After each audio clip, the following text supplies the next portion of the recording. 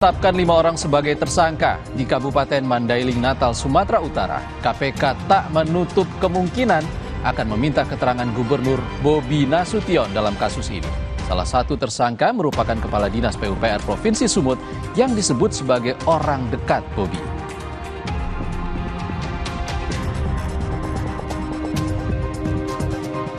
Wisatawan di Bali tak hanya disuguhi keindahan pantai, mereka juga dapat menikmati keindahan alam seperti air terjun pegunungan di Kabupaten Gianyar.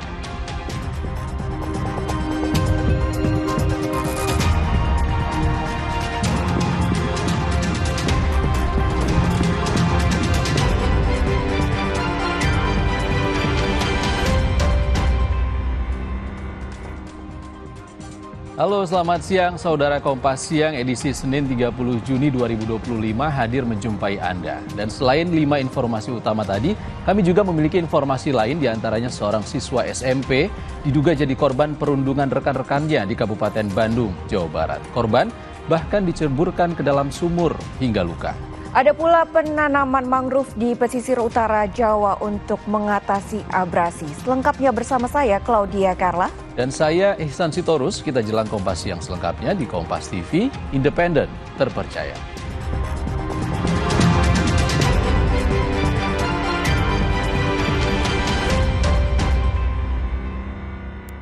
Kita ke informasi pertama, saudara. Dijanjikan bekerja sebagai penyanyi di Malaysia, seorang warga asahan Sumatera Utara malah menjadi korban perdagangan orang di Kamboja. Korban pun meninggal dunia setelah sempat meminta bantuan keluarga untuk membantu memulangkannya. Minta tolong. Itulah yang disampaikan seorang warga Kelurahan Bunut Asahan Sumatera Utara kepada adiknya di Indonesia. Pria bernama Azwar ini memohon agar sang adik bisa membayarkan biaya denda sebesar 40 juta rupiah dan ongkos supaya bisa pulang. Azwar yang menjadi korban perdagangan orang takut dijual lagi karena tak bisa bekerja dalam kondisi sakit. Menurut pihak keluarga, korban awalnya dijanjikan oleh seseorang untuk bekerja sebagai penyanyi di Malaysia, namun justru dijual ke salah satu perusahaan scammer di Kamboja. Korban mengaku mengalami penyiksaan dan meminta bantuan untuk bisa dipulangkan. Pihak keluarga sempat mengirimkan uang, namun kemudian justru mendapat kabar korban telah meninggal dunia. Kami sempat mengirimkan uang, Bang, sebesar 15 juta di tanggal 7 ya. Tanggal 7. Setelah 5 menit kami mengirimkan uang, dia lepas kontak, nggak ada kontak lagi, mati handphonenya. Terus kami di tanggal 13 dapat kabar bahwasanya si Azwar ini meninggal dunia. Karena dia sempat dia bilang dia tidak tahan, Bang, dengan penyiksaan. Kalau nggak dapat target dia kena setrum.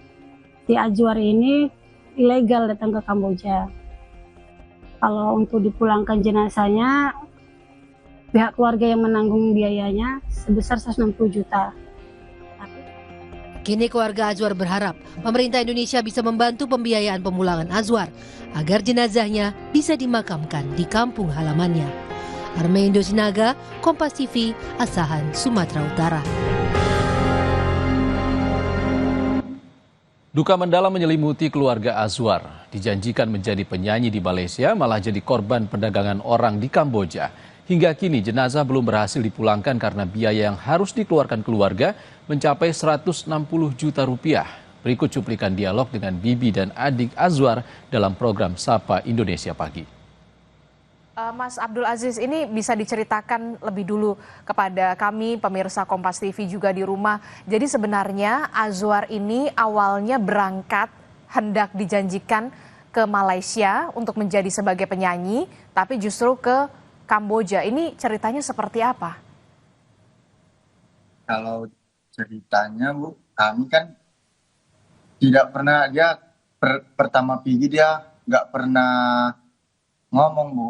Tiba 1 bulan sudah di Kamboja, dia baru memberitahu keluarga bahwasanya dia sedang berada di Kamboja, Bu.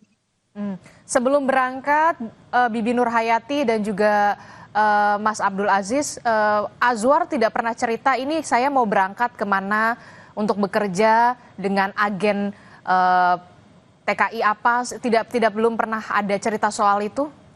Belum pernah, Bu. Belum pernah. Dia tidak pernah bilang dia mau pergi ke Malaysia. tiba-tiba dia ngabarin sudah berada di Kamboja, Bu. Jadi berangkat itu kalau tidak salah tepatnya tanggal berapa, Azwar ini? Tanggalnya kurang ingat. Dia bulan 3 kemarin, Bu, sebelum Maharaya Idul Fitri, Bu. Pertengahan bulan puasa, Bu. Oke, pertengahan bulan puasa. Setelah sempat ada komunikasi sebelumnya pada keluarga Azwar? Sebelumnya belum ada komunikasi, Bu. Kepada Bibi Nur Hayati?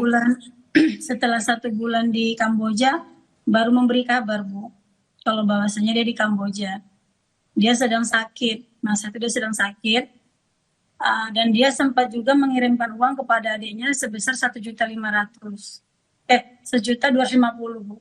1.250.000 itu di bulan April? April, iya, bulan April, Bu. Di bulan April sempat mengirimkan uang ke keluarga itu 1.250.000. Apa yang diceritakan Azwar kala itu? Berarti di Malaysia tidak ada komunikasi Azwar selama ini di Malaysia? Tidak ada. Dia setelah mengirimkan uang itu, dia bilang, ini sisa uang gaji abang kirimkan sama Mujiz, baik-baik kamu ya di sana ya. Abang di sini kan kemarin? Abang di sini lagi sakit-sakitan. Setelah ngirim duit ini abang nggak ada kabar lagi, Jis. Kamu baik-baiklah di sana, Jis, katanya gitu, Bu. Cerita apa yang dikerjakan Azwar di Kamboja? Pertama dia bekerja sebagai judi online. Setelah 1 bulan bekerja di judi online, dia dipindahkan ke perusahaan scammer ini, Bu. Pernah cerita juga ke Binur Hayati atau ke Abdul Aziz, kok tiba-tiba dari yang dijanjikan di Malaysia, tapi kok tiba-tiba adanya di Kamboja? Iya, karena dia dari Indonesia ke Malaysia, Bu. Pada masa itu dia dijanjikan ke Malaysia mau sebagai penyanyi. Tahu-taunya dibawa sama agennya ke Kamboja. Agennya itu keluarga tahu dari mana? Enggak. Karena kepergian dia pun kami nggak ada yang tahu, nggak ada pamit sama keluarga. Oke, tidak ada pamit. Berarti terakhir komunikasi dengan pihak keluarga itu kapan? Di tanggal 7 Juni semalam. 7 Juni, apa yang dikomunikasikan atau diceritakan oleh Azwar kepada pihak keluarga kala itu? Dia meminta uang denda sebesar 40 juta untuk denda dia mau pulang ke Indonesia.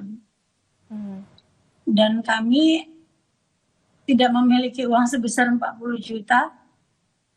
Jadi kami minta kurang, mau 15 juta. Nggak apa-apa 15 juta dikirimkan. Katanya. Saya jamin, itu yang ngomong bosnya Azwar kali ya, Bu ya. Bosnya Azwar ya kan? Bosnya Azwar yang bilang, yang menjaminkan, abang kamu saya jamin pulang ke Indonesia, tapi kirimkan uang sebesar 15 juta untuk bayar dendanya. Setelah kami kirimkan di tanggal Juni, uang 15 juta itu 5 menit setelah kami mengirimkan uang itu hilang kontak, Bu. Mati terus handphonenya. Lalu sampai di tanggal 13 Juni di hari Jumat jam 8 pagi kami mendapatkan kabar bahwasanya anak kami Azwar telah meninggal dunia di Kamboja dengan melompat dari gedung lantai 3. Siapa yang mengabarkan kepada pihak keluarga bahwa Azwar meninggal dunia karena jatuh dari gedung lantai 3? Pihak KBRI, Bu. Pihak KBRI. Tapi kemudian keluarga sempat menceritakan sebelumnya pada awal Juni pernah kontak dengan Azwar dan keluarga atau bos dari Azwar ini meminta sejumlah uang, sudah diceritakan ke KBRI? Sudah. Apa tanggapan dari KBRI kala itu? Ya, Mereka masih sedang melakukan penyelidikan, Bu, ke polisi Kamboja, Bu. Sedang BAP. Apa yang kemudian diceritakan dari KBRI, apa yang kemudian menyebabkan Azwar ini harus melompat dari lantai 3 dan akhirnya meninggal dunia, berusaha kabur atau seperti apa? Diceritakan oleh KBRI? Tidak diceritakan, Bu. Cuman kan sebelumnya dia memberitahu pada keluarga kalau dia mendapatkan penyiksaan, Bu. disekap dan disetrum berkali-kali. Oke. Itu aja.